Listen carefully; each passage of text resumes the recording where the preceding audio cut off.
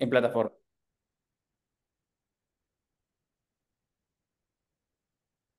Bueno, muchísimas gracias pues por estar aquí, por la invitación al profesor Daniel. Y pues lo que voy a hacer es compartirle, como les dijo el profe Daniel, parte de de la experiencia que en lo que hemos trabajado en atención primaria desde el punto de vista de de la educación.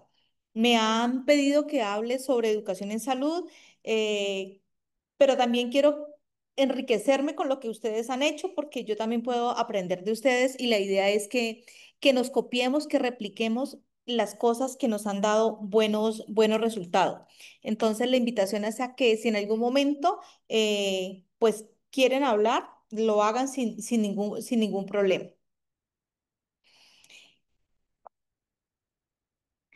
Bueno, yo quise empezar con la parte de salud comunitaria. O sea, cuando nosotros nos dicen, es que vamos a trabajar en salud comunitaria, yo trabajo en salud comunitaria, quiero, como lo dice el profesor Sabrino, que no solamente nos refiramos o entendamos que salud comunitaria es el estado de salud de una comunidad, sino que cuando yo hablo de salud comunitaria, estoy haciendo énfasis a a todas las estrategias que utilizo en ese trabajo con la comunidad y lo que busco es incrementar el estado de salud de una comunidad en especial y que esa comunidad en especial tiene unas características, por eso mi propuesta de trabajo debe ser específica para esa comunidad. Por ejemplo, si nosotros trabajamos con la comunidad de estudiantes, es muy diferente esas estrategias que yo utilizo a las que utilizaría con una población rural, que es otra de mi experiencia que tengo y sobre todo con mujeres rurales. Es totalmente diferente, debe cambiar la propuesta que yo lleve para esa comunidad. La salud comunitaria pues ha sido definida también como esa salud individual y de un grupo también de una población definida, pero que esa salud está determinada, como ustedes lo conocen, por unos factores que no siempre depende de lo que yo como persona tenga, sino que lo que está a mi alrededor, esa parte cultural, esa parte familiar, esa parte sociopolítica, influye, es un determinante para que yo tenga o no tenga salud, para que yo haya podido prevenir ciertas enfermedades o no. Entonces, todo eso influye para que se dé esa salud comunitaria.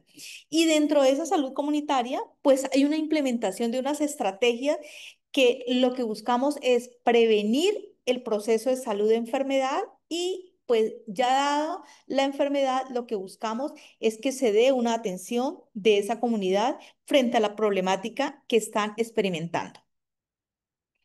Hay varios enfoques para tratar la salud comunitaria, para atender la salud comunitaria.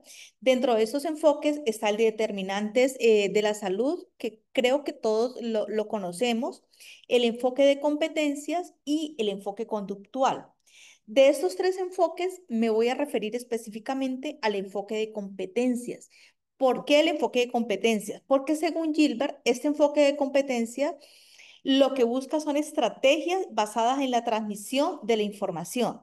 Pero ¿de dónde salen esas estrategias? Que es lo que quiero también hacer el llamado en esta presentación, es que estas estrategias deben salir de la mejor evidencia posible, que no es lo que a Rosanuri se le ocurra que le va a servir a esa comunidad, sino que deben ser basadas en un conocimiento científico y que, o sea, ese es el respaldo que yo tengo. Además de ese respaldo científico que yo tengo, debe ser con participación de la comunidad, porque nosotros como agentes comunitarios, agentes de salud, no debemos ir a imponer nuestro conocimiento, sino que nosotros, a partir de ese conocimiento que tenemos, vamos a la comunidad, identificamos cuál es el problema, qué necesitamos cambiar, qué necesitamos promocionar o prevenir, y con ellos, como agentes también, que reciben la información, pero que también son personas que pueden generar el cambio, que nos pueden ayudar, con ellos generamos esas estrategias.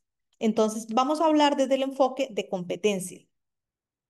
Este enfoque de competencias lo que busca como objetivo es que nosotros socialicemos un conocimiento científico, como les decía, para mejorar esa salud o para promocionar la salud, para prevenir algunas enfermedades y lo que buscamos es cuando yo les doy ese conocimiento, que la persona o la comunidad desarrolle ciertas habilidades.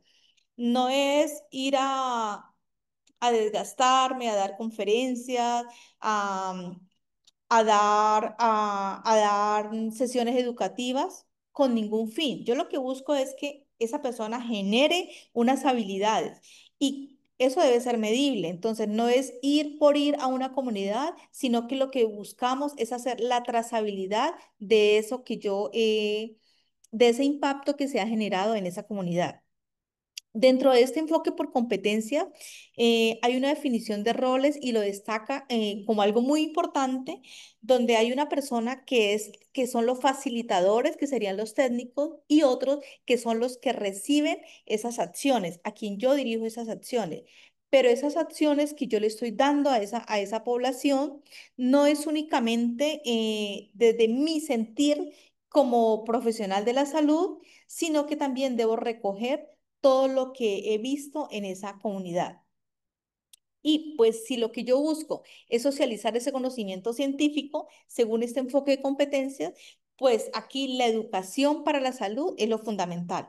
Entonces, por eso fue que me basé en este enfoque de competencias para transmitir esta parte de educación en salud. Entonces, lo que se busca es finalmente transmitir un conocimiento y modificar esas aptitudes y esos hábitos de riesgo para la salud. Pero yo cómo sé si se modificaron o no se modificaron esos hábitos o esas aptitudes en salud. Quiero escucharlos. ¿Cómo yo sé si logré o no logré ese cambio que buscaba? Pues una manera de evaluar es el cambio, es la transformación que observamos al identificar un cambio conductual en abordar la misma comunidad, los factores de riesgo que las puedan llevar a esa patogenicidad, ¿no? Y Cómo lo mostraría realmente? Bueno, si una vez primero hicimos un diagnóstico de salud, ¿verdad? Ya con eso se establecen esas estrategias, pero siempre que la comunidad, individuo, familia, comunidad, sean el protagonista, ¿sí? De esos problemas para que ellos mismos también vean, porque no deben de depender 100% del conocimiento de los técnicos, de los facilitadores, no. Ellos tienen que aprender, empoderarnos para que ellos aborden esos problemas y pues nosotros, pues yo supondría que es revisando si lo que con el diagnóstico de salud planeamos las intervenciones, las estrategias, se ve un cambio y siempre todo se debe de medir.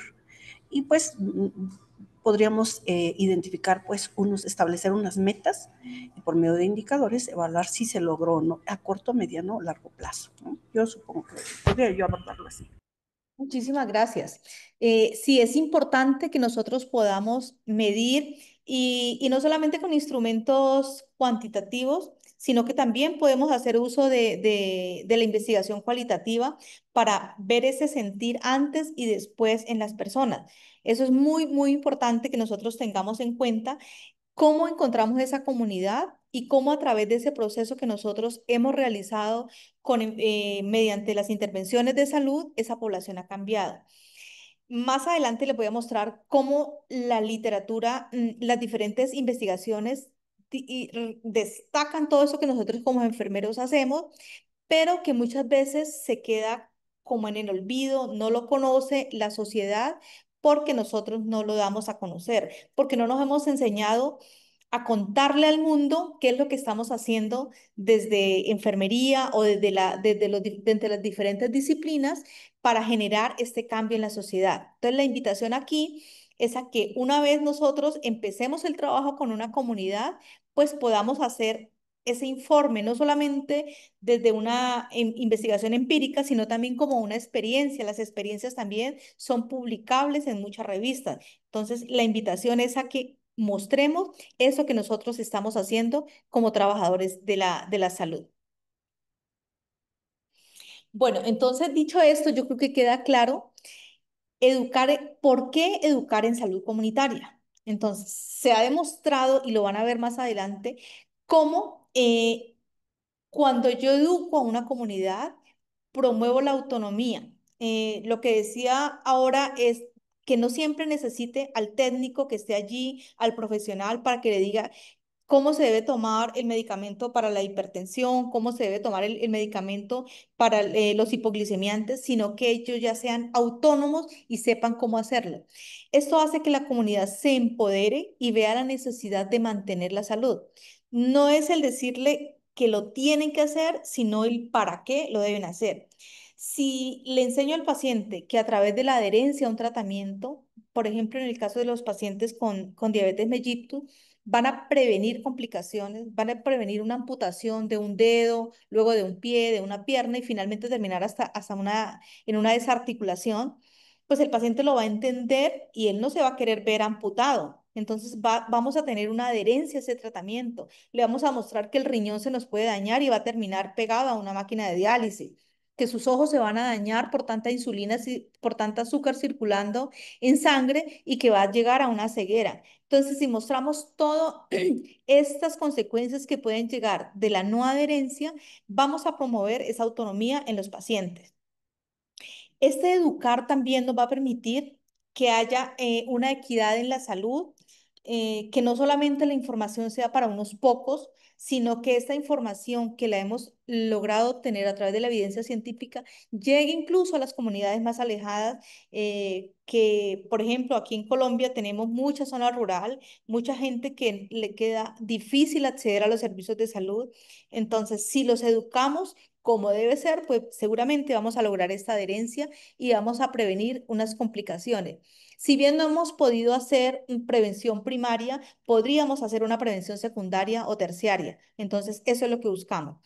Y dentro de esta educación en salud, pues enfermería comunitaria es un agente clave para que se dé este cambio social. Entonces, sentirnos muy empoderados de lo que estamos haciendo, creernos que el papel que nosotros hacemos como agentes de educadores en salud, pues tiene demasiada relevancia para el cambio en estas personas que tanto lo necesitan.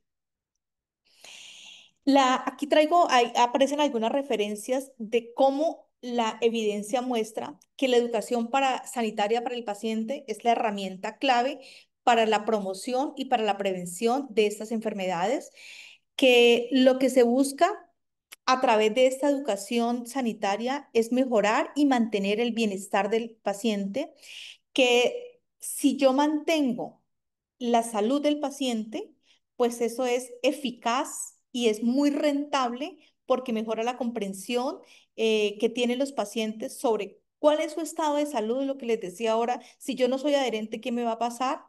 Y cuáles son los enfoques para el mejor manejo de esa enfermedad.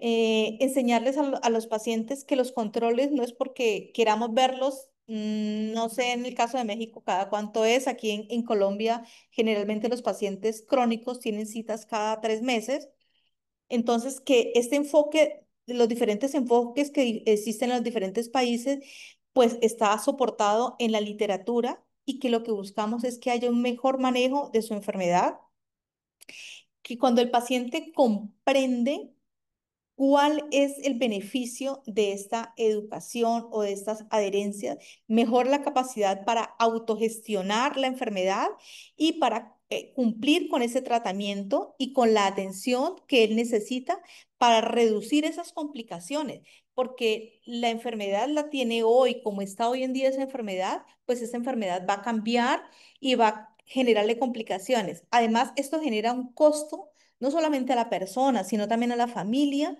y también a la sociedad, porque sostener económicamente a una persona con esas complicaciones, con una enfermedad renal, pues genera un gran costo para toda la sociedad.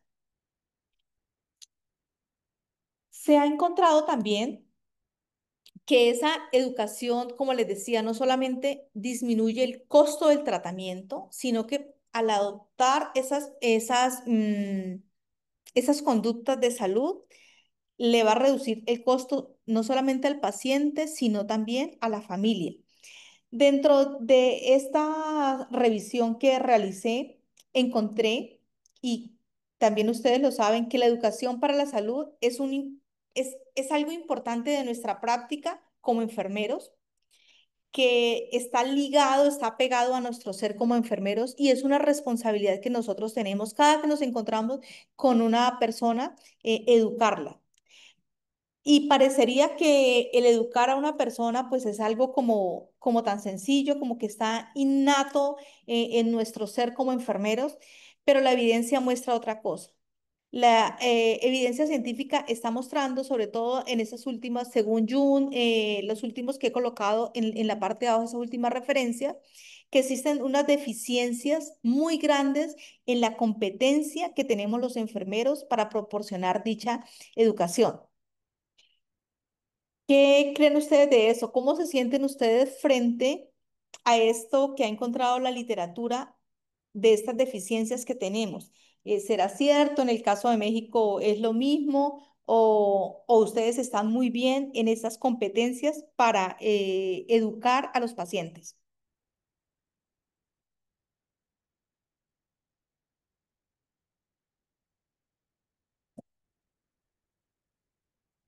¿Quién desde su experiencia quiere contarnos algo?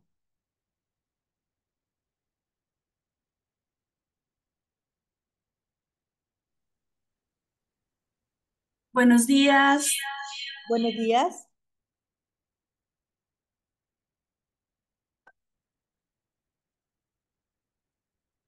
Adelante, la escuchamos. Muy buenos días, doctora. Eh, mi nombre es Alexandra Marín. Desde mi experiencia como enfermera, pues sí tenemos una falencia en la parte de la práctica pedagógica. O sea, no es solamente preparar una charla a los pacientes, ¿sí? Antes de esto, nosotros debemos de conocer a quién va dirigida esa charla educativa. No es lo mismo dar una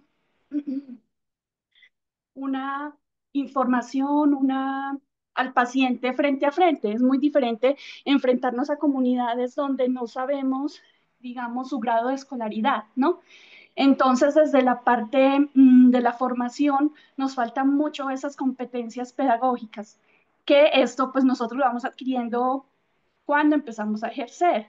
Entonces, sí, desde parte de la academia creo que ya se ha hablado un poco de esto, de ir incluyendo prácticas pedagógicas en los estudiantes, porque pues una de las funciones esenciales en enfermería es la parte educativa, la transmisión de la información, como usted dice, para el cambio de conductas. Entonces, sí, nos falta mucho esto y es muy importante pues darle a conocer a los estudiantes que la formación debe ser continua. Ya cuando nosotros nos titulamos, pues debemos de tomar cursos, diplomados en docencia universitaria, en este caso pues docencia o educación para la salud.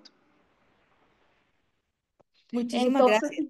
sí, entonces, por ejemplo, algo que yo he visto aquí en México, eh, que las enfermeras se titulan como licenciados en enfermería y digamos en Colombia como enfermeras. Digamos, yo pensaba que había un poquito más en la parte, al decir licenciatura, que en la parte de las temas o de las asignaturas o experiencias educativas que se le brindan a los estudiantes, hubiera alguna experiencia educativa relacionada con la educación para la salud. En algunas licenciaturas sí he visto que lo tienen incorporado, pero sería como hacer más énfasis en esto. Muchas gracias. Sí, uno creería que por tener el título de licenciados habría más énfasis en la parte de educación. Bueno, entonces, eso es lo que han encontrado en esas investigaciones. Dice que tenemos deficiencias, pues también tendríamos nosotros desde nuestra experiencia mostrar si en verdad sí o no las tenemos en nuestro contexto, que también sería algo muy importante. Como enfermeros comunitarios, la organización, la Asociación de Enfermeras Americana, dice que los enfermeros comunitarios integramos todas esas prácticas que hemos aprendido y toda la parte de salud pública para promover esa salud en la comunidad. Vuelvo a encontrar en la literatura cómo nos menciona como esas personas que desempeñamos un papel muy importante para promover la salud en las poblaciones y hacen un especial énfasis en las poblaciones menos favorecidas, las poblaciones más distantes y las poblaciones envejecidas. Eso es un llamado que nos hacen también a que nosotros miremos hacia ese grupo poblacional que va a necesitar mucho de educación en salud. La Organización Mundial de la Salud ha reconocido cómo desde la atención primaria nosotros vamos a desempeñar un papel muy importante en la atención de la salud de esas personas con dificultad en el acceso, como lo dije anteriormente, y cómo nosotros podemos influir en todas las etapas de la vida de las personas. Las enfermeras comunitarias hemos utilizado diferentes enfoques para nosotros poder sensibilizar a la población a la cual nosotros estamos, en la cual nosotros necesitamos promover esos cambios de conducta o generar esa autonomía en ellos. Algo que se menciona mucho en la literatura es la alfabetización en salud, que también podríamos llamar educación en salud, el apoyar la autogestión y fomentar comportamientos positivos. Nosotros desde la enfermería comunitaria lo que hacemos es facilitar una intervención temprana. Si bien no logramos hacer esa prevención primaria, que es la que queremos hacer a través de la promoción de la salud, pues están listos, ya tiene el diagnóstico de su enfermedad, pues entonces lo que vamos a trabajar es en esa prevención secundaria o si ya finalmente el paciente ha quedado con una discapacidad, en esa prevención terciaria para volverlo a incorporar a la sociedad y con esto pues mejorar esos resultados en salud pública. Entonces, es más que reconocido que la promoción de la salud tiene un papel esencial en la vida de cada una de esas personas que viven en las diferentes comunidades. ¿En cuál comunidad? Pues en la que sea de nuestro interés. En las poblaciones, en los adultos mayores, en los jóvenes, en los niños. O sea, hay diferentes poblaciones en las cuales nosotros podemos intervenir y creo que desde nuestras diferentes especialidades, tenemos una inclinación a alguna de ellas. En mi caso, con las personas adultas y de las personas adultas con población vulnerable, como es la población que vive en zona rural, que es en lo que más he trabajado últimamente. Al comienzo les decía que hemos sido reconocidas las enfermeras por todo ese papel que nosotros desempeñamos en la educación, en salud, en la promoción de la salud y en la prevención de la enfermedad. Aquí traje algunas de estas publicaciones. Eh, Muestra estas diferentes publicaciones cómo enfermería tiene poder para generar ese cambio en las poblaciones. Pero si bien nosotros tenemos ese poder y para influir sobre las personas, ese poder de enfermería comunitaria todavía sigue siendo escaso en la evidencia científica. Entonces, la invitación nuevamente es a que mostremos cómo nosotros, a través de ese trabajo que hacemos en la comunidad, ese trabajo en educación, podemos generar estos cambios en la población y cómo a enfermería le creen. Yo le digo a los estudiantes, el problema es que las personas nos creen a nosotros. Lo que le dice el enfermero es casi que palabra de Dios. Entonces, su deber como enfermero es estar a la altura de la mejor evidencia científica, porque yo no puedo decir algo de lo que a mí me parece, de mi opinión, cuando lo que me están preguntando es cómo yo voy a soportar ese cambio a través de una evidencia científica que hay, no es de lo que piense Rosa Nuri Zambrano, sino cómo yo tengo un respaldo para poder hacer eso que estoy haciendo. Entonces, la invitación es a que mostremos esos casos de poder, no de poder para estar encima de otra persona y para poder mirar a otros por encima de mi hombro, sino como ese poder que tiene enfermería lo utiliza para transformar esas comunidades. Si bien en estas investigaciones hay diferentes intervenciones educativas que enfermería realiza para educar al paciente, se ha encontrado que estas intervenciones que realiza enfermería tienen objetivos diferentes que no nos hemos puesto de acuerdo en cuál es el contenido, cuáles son los métodos que debemos utilizar, ni cuáles son las estrategias. Esto es lo que muestran las investigaciones.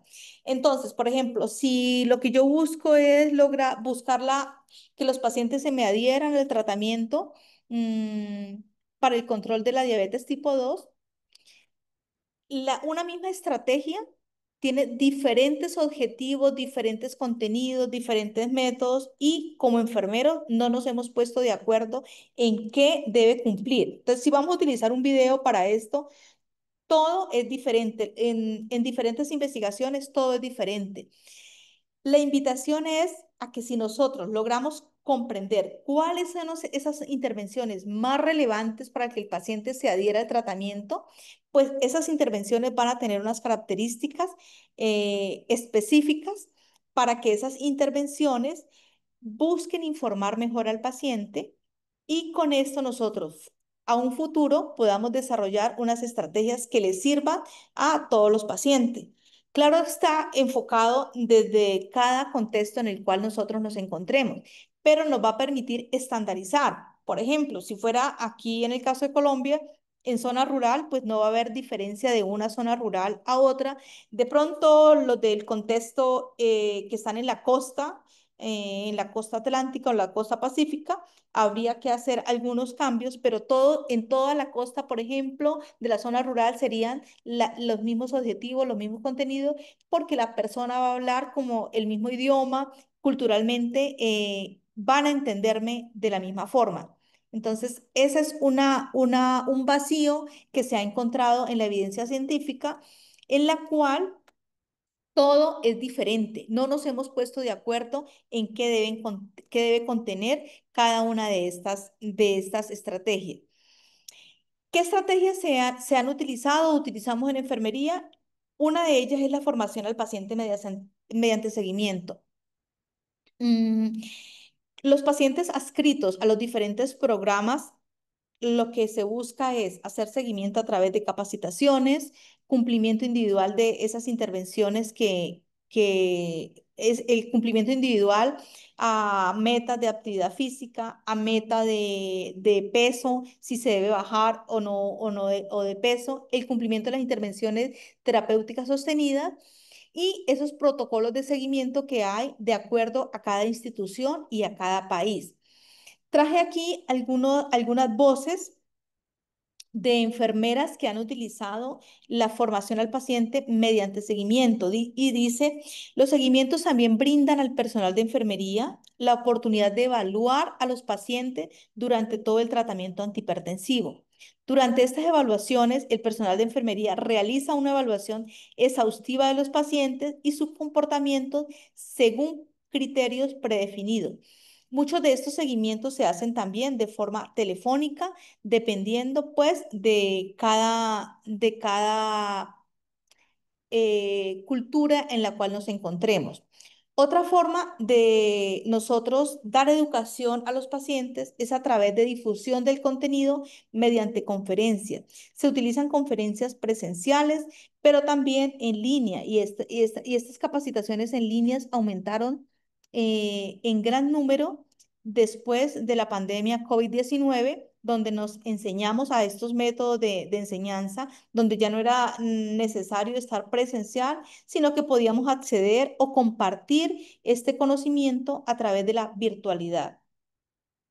Y esta es una voz viva, dice la enfermera, dar conferencias me brinda la oportunidad de desarrollar mi autoestima profesional al demostrar mi experiencia y competencia. La confianza que genera aumenta la receptividad de los pacientes a mi orientación, lo cual es esencial para mantener su cooperación y compromiso con el manejo eficaz de la hipertensión.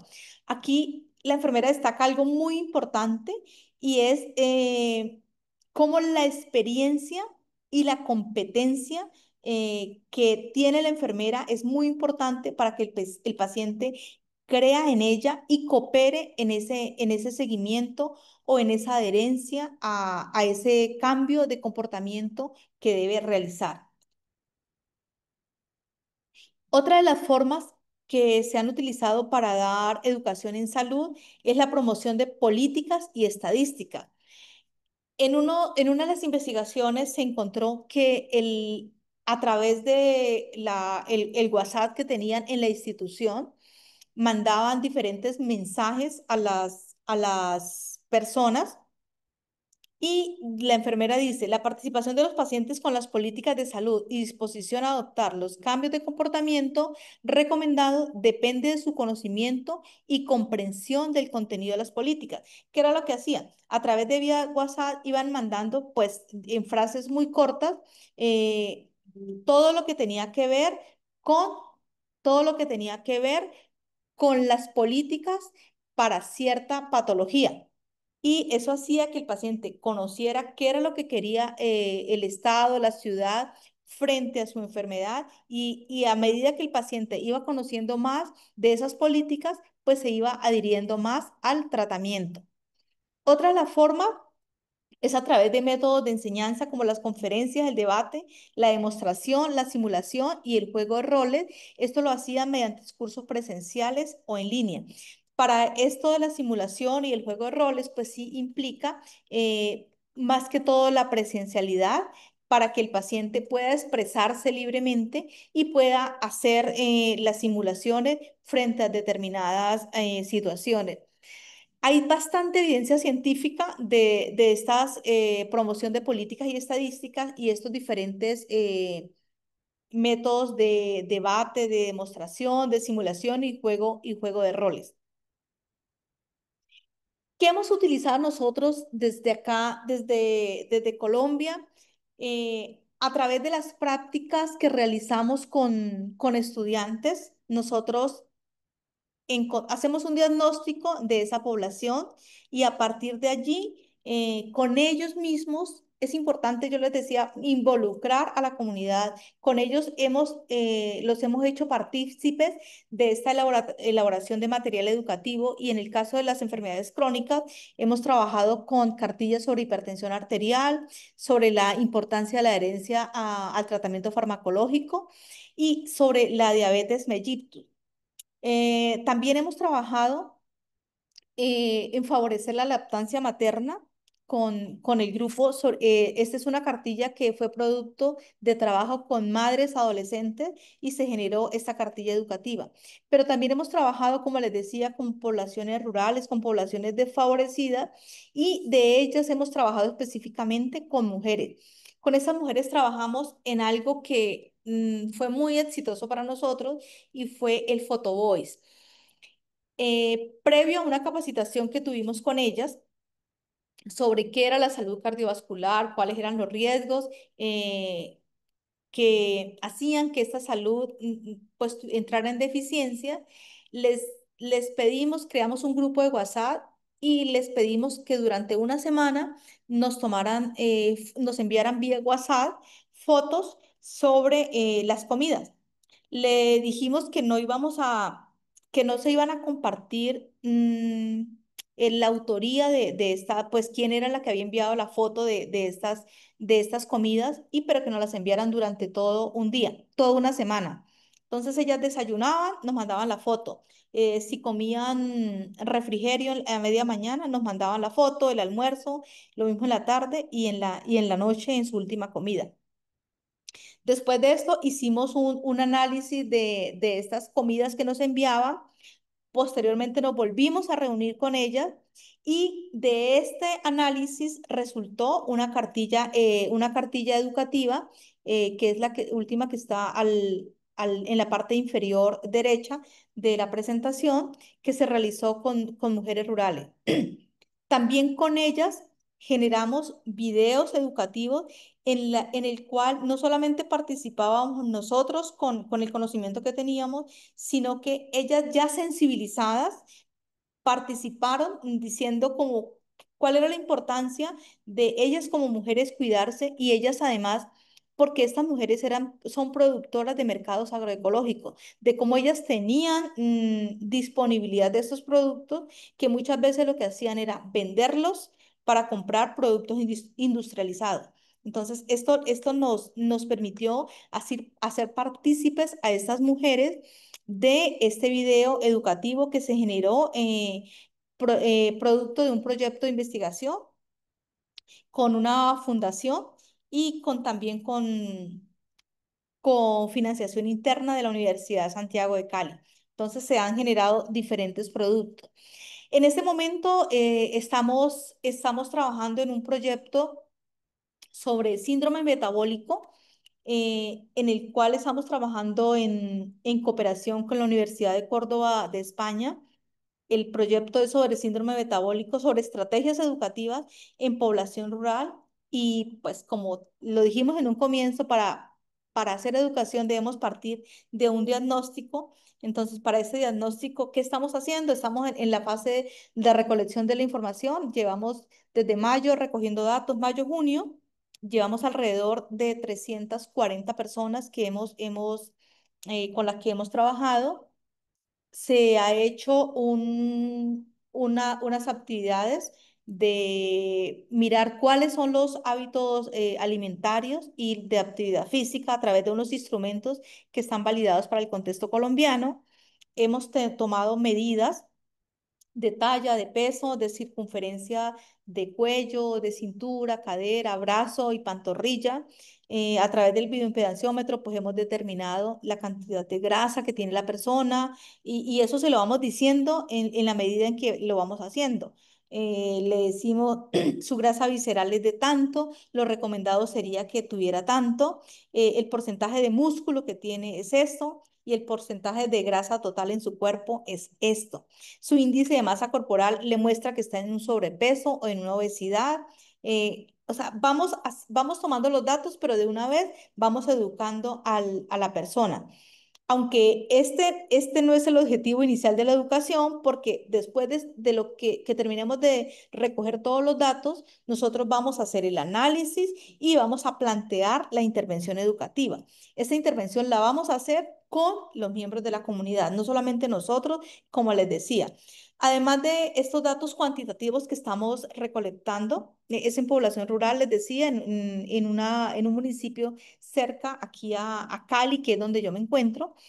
Vamos a hacer una parte de investigación cualitativa porque el estudio es mixto, donde vamos a realizar entrevistas y también vamos a trabajar con grupos focales para conocer cómo es la percepción que ellos tienen de su salud, cómo se sienten, en qué condiciones creen que están para garantizar o no esa salud que ellos puedan tener. Como parte de la experiencia, les cuento que no, nos ha sido muy difícil acceder a población joven. La mayoría de la población es población adulta y población adulta más de 50 años. Tuvimos que vincularnos hacer la invitación a un colegio que nos encontramos, a un politécnico, porque nuestro estudio es para mayores de 18 años. Entonces nos tuvimos que vincular con colegio. Hemos tocado muchas puertas. No es fácil trabajar en comunidad. Hemos trabajado con la alcaldía, con líderes comunitarios, informarles a la policía que estamos allá, porque estamos en zona rural. Ustedes saben, aquí estamos también en una situación de conflicto, donde encontramos grupos al margen de la ley. Entonces es buscar también protección de todos esos grupos comunitarios para nosotros poder sentirnos tranquilos y seguros y poder hacer el trabajo con la comunidad y no por encontrarnos cerca a grupos al margen de la ley, pues dejar de hacer el trabajo que estamos llamados a hacer como agentes educadores comunitarios. Entonces, como eso es lo que les cuento de lo que llevamos hasta ahora. El próximo miércoles tenemos nuevamente salida de campo. He vinculado también en este proyecto a dos jóvenes que son de México, que están conmigo en pasantía de investigación de la Red Delfín, que creo que también es conocida para ustedes. Año tras año he vinculado a estudiantes de la Red Delfín. En el de mujeres rurales vinculé a 3 estudiantes también de México que vinieron a estar conmigo en la pasantía y este año tengo 2 estudiantes de medicina con los cuales hemos estado haciendo ya, esa sería la segunda salida de campo que hacemos con ellos.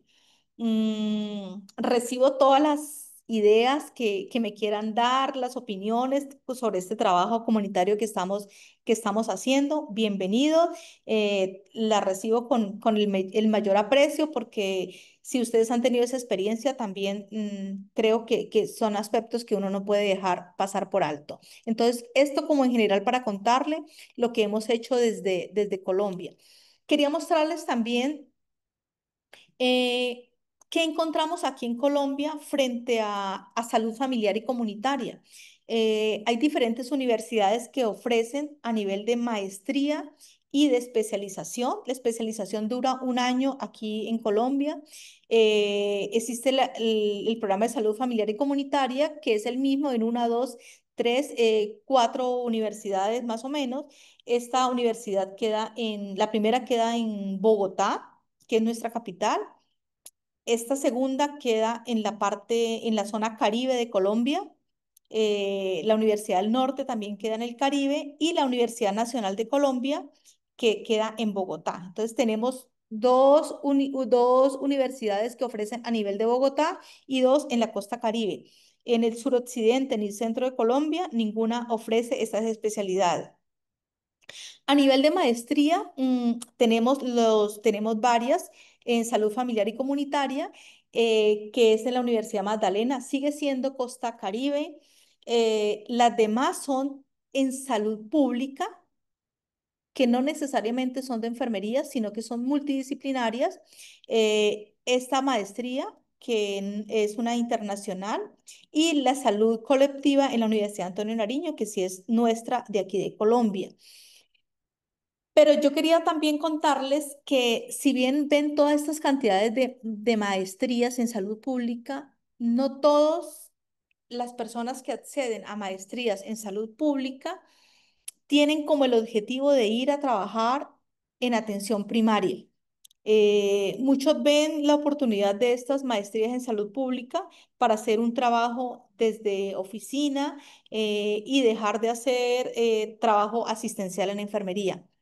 Pasa también aquí en Colombia que muchos de los que se dedican a la atención primaria, sin tener siquiera esta formación en salud familiar o comunitaria como una especialización o como una maestría, sino desde su pregrado únicamente, lo hacen porque no encontraron oportunidades de trabajo en la parte asistencial, que es lo que le gusta a la mayoría de los enfermeros. Entonces salió esta oportunidad de trabajar en atención primaria y lo están haciendo desde ese conocimiento que tienen de la formación de pregrado, más no desde una maestría. Tampoco es obligación que tengan una especialidad o una maestría para acceder a estos cargos. Y creo que eso nos pone en desventaja frente a otros países. Por ejemplo, no conozco la situación de México, pero sí la de España, donde para acceder a estos puestos de atención primaria se requiere una especialización en salud familiar o comunitaria. No pasa aquí en Colombia, no es así. Entonces, eso les quería contar de lo que encontramos aquí en Colombia. Finalmente, ¿cuáles son los resultados de estos estudios? Pues nos dicen que las intervenciones reducen la prevalencia, para reducir la prevalencia en tabaquismo, se encontraron unas reducciones significativas, pero también habían otros estudios que mostraban unos efectos mínimos. Las intervenciones que se realizaron para mejorar los niveles de actividad física, algunas mostraron que condujeron notablemente a que la actividad física mejorara en ciertas personas, pero otras encontraron que unas sí mejoraban, otras no, y otras definitivamente los resultados no fueron concluyentes. Es decir, que esa intervención no produjo cambios significativos. Eh, Esto me parece muy importante lo que se encontró, y es que las intervenciones en países de ingresos altos emplearon predominantemente la investigación participativa comunitaria. Y estas estrategias utilizaron unas estrategias que fueron muy innovadoras, como las intervenciones con cuidadores familiares y la capacitación con personas influyentes en la salud. Y esto no se encontró en países de ingresos bajos o medios. Las intervenciones multifacéticas a nivel comunitario para abordar múltiples factores de riesgo relacionados con las enfermedades no transmisibles son cruciales para intervenirlas. Entonces, el llamado es, si esto ha dado resultado, entonces que nuestras intervenciones también sean por fases, que no sea una sola fase y ya. Eso es lo que estamos haciendo nosotros en esta investigación, en este proyecto que les conté. Vamos por fases. Previo a esto que les conté de que estamos en recolección de datos, tuvimos una fase cero en la cual nos reunimos con líderes comunitarios, con mujeres, con las que son cabezas de unos mercados agroecológicos que las conocía previo al otro proyecto con el cual había trabajado y pues el voz a voz nos ha permitido conocer mujeres líderes de otros mercados y gracias a ellas hemos llegado. Las intervenciones deben incluir políticas públicas. O sea, no es decirle que esta intervención es me la diseñé, no. Es importante que cada país tenga estas políticas públicas. Y si bien en Colombia, mi país, tiene estas políticas públicas de la atención primaria, no todos los profesionales de la salud estamos capacitados para generar estas intervenciones o no nos gusta. Eh, Nos sigue gustando el intervencionismo, nos sigue gustando la acción, nos sigue gustando cuidado intensivo, el ver cómo el paciente llega a urgencia complicado.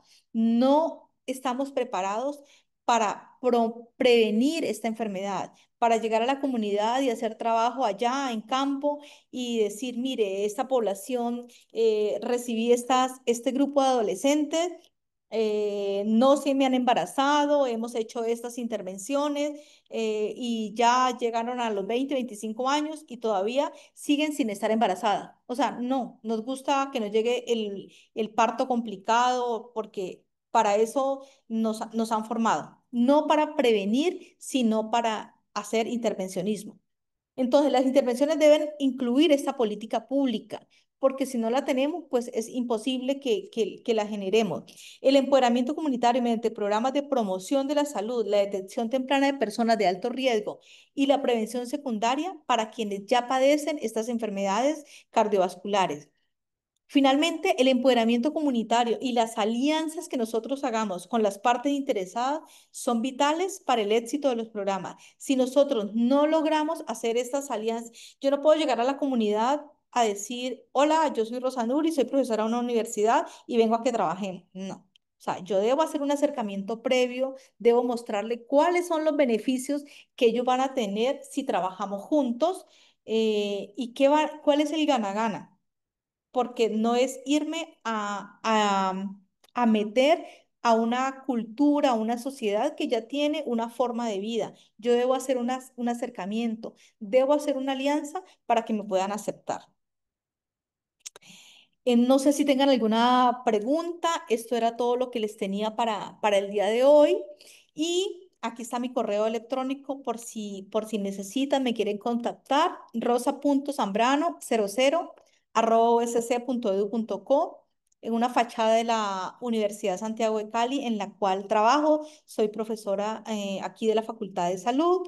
Y la segunda foto es del campus central de la universidad. Invitarlos a Cali con mucho gusto cuando quieran venir. Podemos hacer alianzas para que trabajemos desde el conocimiento que ustedes tienen y lo que yo les voy a compartir con mucho gusto. Recuerden que Cali es la capital de la salsa, que es la capital mundial de la salsa. Acá los esperamos con mucho gusto y bienvenidos a la hora que quieran.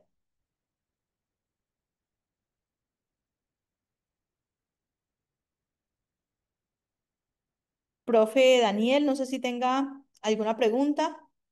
Por parte de su servidor, no. Estoy revisando los comentarios en plataformas para visualizar si tenemos preguntas o algo por el estilo, pero creo que quedó todo muy bien explicado, maestra. Estamos esperando una invitación para que nos invite a tomar café a la Universidad de Cali para poder hacer una estancia corta y aprender más sobre sus proyectos y programas. Con mucho gusto, acá los esperamos. Y acuérdense que tenemos el mejor café del mundo, ¿no? Entonces, Hola, bienvenidos. Dani. Sí, Hola, igual Dani. los invitamos a que, por ejemplo, revisen la parte de las publicaciones de la maestra.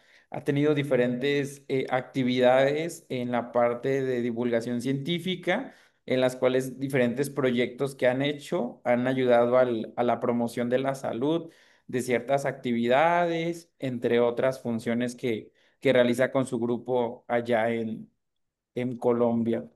Entonces, pero no, maestra, no tenemos ningún comentario. Tenemos muchas felicitaciones. Dice, por ejemplo, muchas felicitaciones, excelente disertación. Yo solo felicité a la ponente, muchas gracias. Gracias por la ponencia. Me amplía el panorama científico para dejar ver el trabajo comunitario. Muchas gracias por compartir su trabajo. Valoramos su dedicación y divulgación de proyectos. Entonces, Con creo mucho que gusto. todo Dani, muy bien, maestra. hola, Dani. Ah, hola, doctora Ruth. ¿Cómo estás? Buenos días. Muchas Muy felicidades, doctora. Excelente trabajo y lo que señala en el ámbito comunitario es muy interesante. En México sí tenemos el sistema de salud, se está implementando ya. Aquí estamos analizando el Plan Nacional de Desarrollo y el Plan Nacional de Salud, el cual ya se está tomando en cuenta la atención primaria y a la promoción de la salud como eje central. Entonces creo que vamos avanzando en esa parte y pues por supuesto que vamos a tomar la palabra para realizar estancias, como dice Daniel, vamos a programar una, Dani, y nos vamos. Y también me interesa ver, no sé si trabajó con Pilar Amaya Sí, sí, ok, fue entonces, fue mi profesora en el doctorado. perfecto, pues entonces ya tenemos el contacto, doctora, porque Pilar Amaya trabaja familia, muy interesante, junto con la doctora aquí, Doraelia Silva, de aquí de Monterrey, que también fue su alumna, igual que una servidora. Entonces, pues vamos a hacer la conexión para sumarnos a los proyectos y irnos a tomar el café. Ya he visitado algunas partes de Colombia, pero pues ahora que Dani está interesado en visitarla, pues nos pondremos de acuerdo para ir y ver la posibilidad de cursar esa especialidad. Se me hace muy interesante el trabajo que realiza la doctora Pilar, que ya se jubiló, pero la verdad Sí, es que dejó muy buenos cimientos. con mucho gusto. Lisette me pregunta que cuáles son las estrategias que han tenido más impacto visto en el cambio en la comunidad. Mire, nosotros, otro de los proyectos que trabajamos fue con estilo de vida promotor de salud en estudiantes. Utilizamos el instrumento de la doctora Pender y también bajo la teoría de ella. El instrumento lo validamos aquí en Colombia para estudiantes universitarios y trabajamos con estudiantes de acá, de la Facultad de Salud. La, una vez nos dimos cuenta cuáles eran las falencias que tenían para los estudiantes adoptar por ese estilo promotor de salud y encontramos tres cosas que yo creo que son generales para todos los estudiantes universitarios, que fue el estrés, el déficit la deficiencia en actividad física y alimentación malsana. A partir de haber encontrado esas tres dimensiones afectadas, lo que hicimos fue hacer intervención durante 3 meses con estudiantes universitarios. Teníamos unas capacitaciones presenciales con diferentes profesionales y cada uno pues hablaba desde su óptica para hacer énfasis en estos temas. Y una vez se terminaba esa capacitación, todos los días se creaban grupos de WhatsApp y todos los días se enviaban mensajes subliminales a los estudiantes de cómo mejorar, por ejemplo, la actividad física. Si aquí en la ciudad habían eventos de actividad física, se los invitaba. No todos iban, pero pues al menos les nacía a algunos la necesidad de ir sobre alimentación y se les iba mandando mensajes todo el tiempo y se respondían dudas de los estudiantes. Cada profesional encargado de cada uno de estos temas debía responder las preguntas que hacían los diferentes estudiantes frente a lo que ellos tuvieran, las dudas que tuvieran. Volvimos a medir al mes, a los 2 meses y a los 3 meses y definitivamente encontramos cambios muy positivos en la adopción de estilos de vida promotor de salud con esas solas intervenciones que hacíamos de manera presencial una vez y luego a través de mensajes de WhatsApp. Esto mismo también lo hicimos en un proyecto con gestantes, donde hacíamos capacitaciones cada 2 semanas y las capacitaciones eran de acuerdo a los temas que tiene nuestra legislación colombiana para la atención a la gestante. Cada 2 meses, cada 2 semanas citábamos a las gestantes al centro de salud al cual ellas asistían y esa misma capacitación se enviaba vía WhatsApp. Igual respondíamos mensajes de las dudas que tenían las gestantes. Posteriormente, acabado todo el programa de educación, volvimos a medir y también encontramos cambios muy interesantes en estos conocimientos que tenían las gestantes frente a su proceso de gestación. Entonces, esas han sido como las experiencias que hemos tenido medidas y que nos han dado resultados positivos. Ok, doctora, muchas gracias. Entonces concluye como que el reforzamiento es parte clave en la cuestión de no solamente capacitar, sino hacer esta cuestión de ir de manera intermitente a través de otras vías, reforzando. Sí, porque a veces, bueno, todos no preguntan, pero si alguien pregunta, yo leo y como que vuelvo y me entero o adquiero ese conocimiento. Entonces, eso fue muy, muy importante, porque no todos preguntaban, pero sí todos leían, porque si mirábamos quién les leían o no los mensajes, entonces todos leían los mensajes. El reforzar periódicamente eh, hace que mejore el cambio de o que adopte una conducta diferente para su salud. Eso encontramos. Ok, doctora, una última pregunta. Decía que midió en los 3 meses. ¿Llegó a medir hasta un año en algunas de las intervenciones? No medimos un año porque algunos estudiantes ya terminaban el plan de estudios y también porque los recursos económicos se nos terminaron, entonces no medimos. Tenemos pensado vamos a presentar un proyecto aquí en convocatoria interna de la universidad para hacer una segunda fase de ese proyecto y con intervención y vamos a programar la intervención a más tiempo. Hemos encontrado también unos estudios que dicen que las intervenciones a largo plazo no generan esos cambios de comportamiento porque las personas se aburren de tanta capacitación y hacen que yo no tenga ningún cambio, que ya pierda el interés. Ok, muchísimas gracias, doctora. Con mucho gusto. Doctora, yo una pregunta. ¿Y esos dos estudios que comenta, se logró una publicación para poder leerlo un poquito más a detalle? Del de estudiantes está publicado y el de gestantes no lo hemos enviado todavía, pero sí ya lo vamos a enviar a publicación. El de estudiantes ya está publicado. Ah, Espérame, no sí, sé. igual si me lo puede compartir y yo se los comparto a los compañeros a través de nuestro grupo de WhatsApp para que Oh, tengamos esta lectura y si se logra publicar este año o en el lapso del tiempo, pues igual se los mandamos a los compañeros para que también trabajen la parte gestante, que suena muy, muy interesante. ok, yo te envío entonces las publicaciones de ese proyecto que trabajamos con estudiantes.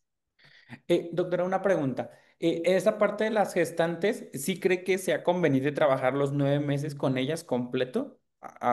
Ve que menciona que a largo tiempo, pues, el desgaste o el interés, pues, decae, pero ya que ellas trabajamos como por trimestres, ¿no? Cosas diferentes, ¿cree que sea viable trabajar con ellas los 9 meses o qué tiempo recomienda? No, nosotros con ellas trabajamos durante 3 meses.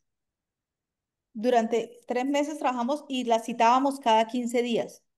O ¿Y sea, qué trimestre trabajó? dejábamos descansar una semana y a la siguiente semana la volvíamos a citar. Ok. Y Y, además que aquí otro inconveniente que tuvimos fue para que fueran, siempre debíamos dar refrigerios.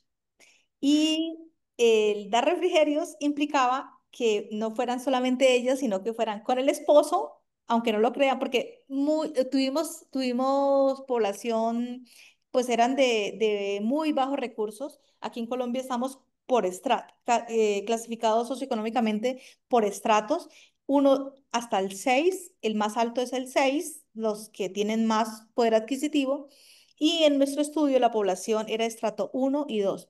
Entonces, había refrigerio, ellas iban con el esposo y con los hijos. Entonces, eso también nos facilitó que fueran porque siempre tuvimos un refrigerio para darles. Pero 3 meses nada más estuvimos con ellas. ¿En qué trimestre trabajó, doctora? ¿Primero o el segundo? Las empezamos a citar a partir del primer trimestre, Ok, pero queríamos trabajar inicialmente con los del primer trimestre, pero luego se nos unieron otras de otros trimestres y pues por el derecho a la información y por principios éticos no las excluimos. ok. Bueno, será interesante leer el trabajo cuando se logre la publicación y a ver si podríamos Claro en que algún sí. momento pues hacer una réplica aquí en México con los compañeros, ¿no? Puede ser en diferentes regiones para ver si también Y aquí no estamos por pues estrato. los temas de capacitación nosotros los sacamos de la normatividad colombiana para las estantes, que podrían hacer también lo mismo allá, ¿no? Sí, también contamos con algunas normativas aquí en el país. Sí, sí, sí. Sí, eso fue lo que hicimos. Perfecto. Bueno, no sé si alguien más guste alguna pregunta y si no, pues damos por finalizado el día de hoy, que ha sido pues muy enriquecedor los temas y cualquier cosa, pues quedamos al pendiente de nuestro grupo de WhatsApp. Ahorita que la doctora nos comparta el, el artículo, pues podemos hacer una lectura pues más, dirían ellos, más juiciosa. Entonces, no sé si gustan prender su camarita los que pueda para poder tomarnos una fotito y pues dar por finalizado el día de hoy. Listo.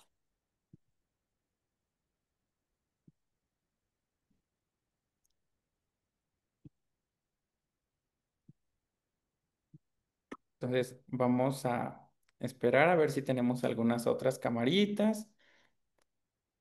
Están muy tímidos con la cámara. Si es que algunos compañeritos ahorita están en cambio de turno o se están trasladando de un trabajo a otro, o y algunos están en la universidad también como nosotros.